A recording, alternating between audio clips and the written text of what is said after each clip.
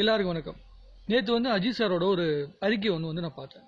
அந்த அறிக்கையில் பார்த்தீங்கன்னா இப்போ தன்னுடைய ரசிகர்களில் பல பேர் பார்த்தீங்கன்னா குழப்பத்தில் இருக்கிறாங்க. தான் அரசியலுக்கு வருவானா வரமாட்டானா அப்படிங்கிற ஒரு மிகப்பெரிய குழப்பத்தில் இருக்கிறாங்க.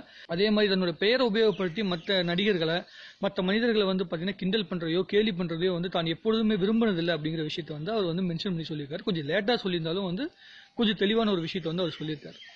சோ இது எல்லாத்தையும் புரிஞ்சுக்கிட்டு எப்படி ரசிகர்கள் நடந்துக்கிறாங்க, அஜித் சாரோட ஃபேன்ஸ் அஜித் சாரோட வார்த்தைக்கு என்ன மரியாதை கொடுத்துட்டு இருக்காங்க அப்படிங்கிற விஷயத்தையும் நம்ம இதுக்கப்புறம் தான் பார்க்கணும். ஆனா சில பேர் இன்னும் புரிஞ்சிக்காம பாத்தீங்கன்னா நீ என்ன சொல்றது நான் என்ன கேட்கறது அப்படிங்கிற மாதிரி கூட சில பேருடைய ட்வீட்ல இருக்கிறத பார்க்கும்போது ரொம்ப வருத்தமான விஷயமா இருக்கு.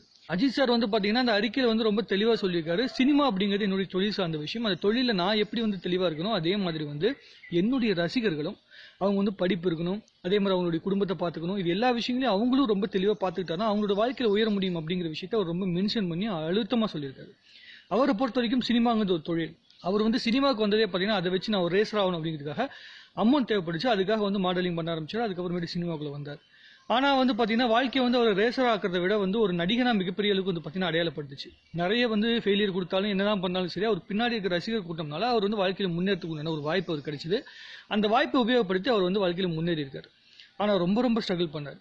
பில்லா படத்துக்கு முன்னாடி அஜித் சார் பண்ண ஸ்ட்ரகிள்ஸ் மிகப்பெரிய அளவுக்கு இருந்துச்சு. பில்லா படத்துடைய வெற்றி மூலமா அவர் மிகப்பெரிய பாத்தீங்கன்னா செகண்ட் இன்னிங்ஸ் பாத்தீங்கன்னா சினிமால ஆரம்பிச்சார்.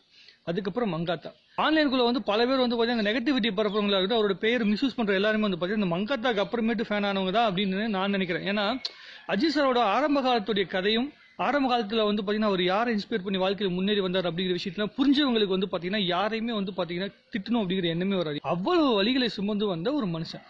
சினிமா மட்டும் கிடையாது, எந்த துறையிலுமே சாதிச்சவனுக்கு வாழ்க்கையில பின்னாடி மிகப்பெரிய அளவுக்கு வலிதான் இருக்கும், அவமானங்கள் தான் இருக்கும், நிறைய கேள்விகள் இருக்கும், கிண்டல்கள் இருக்கும். எல்லாத்துலயும் பாத்தீங்கன்னா அஜித் சார் விதிவிலக்கு கிடையாது. ஒரு டயலாக் பேசல கூட பாத்தீங்கன்னா தமிழ் ஒழுங்கா பேசலன்னு சொல்லி மிகப்பெரிய கிண்டல் வந்துச்சு.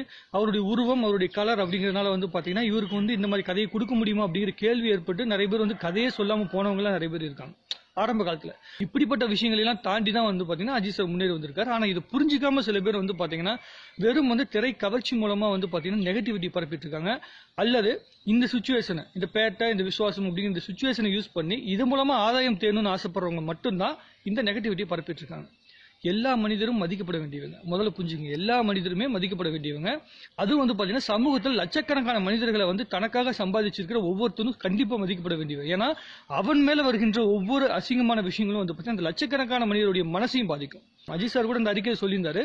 இந்த சமூகம் எல்லாத்தையும் உற்று நோக்கும். இந்த சமூகம் நாம் செய்கின்ற தவறுகளை மன்னிப்பதில்லைன்னு அவர் தெளிவா சொல்லியிருக்கிறார். சோ அந்த தவறுகளை நம்ம புரிஞ்சிருக்கோமா, அந்த தவறுகளை அவருடைய ரசிகர்கள் புரிஞ்சிருக்காங்களா, இதெல்லாம் புரிஞ்சுக்கிட்டு பேசணும்.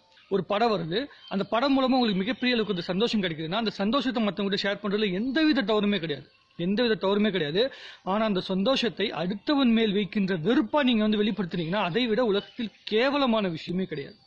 அஜித் சாரோட இந்த அறிக்கையை, இந்த வார்த்தையை புரிஞ்சுக்கிட்டு நடக்கிற ஒவ்வொரு அஜித் சாரோட ஃபேன்ஸ்க்கும் மிகப்பெரிய அளவுக்கு பாத்தீங்கன்னா மரியாதை இந்த சமூகத்தில் கிடைக்கும். ஒரு அஜித் சாரோட ரசிகன் அப்படிங்கறனால மட்டும் கிடையாது, ஒரு நல்ல மனிதன் அப்படிங்கறனால. அதை புரிஞ்சுக்காம நடந்துக்கிற எல்லாத்துக்குமே பாத்தீங்கன்னா என்ன கிடைக்கும் அப்படிங்கறத காலம் உங்களுக்கு உணர்த்தும். நன்றி, வணக்கம்.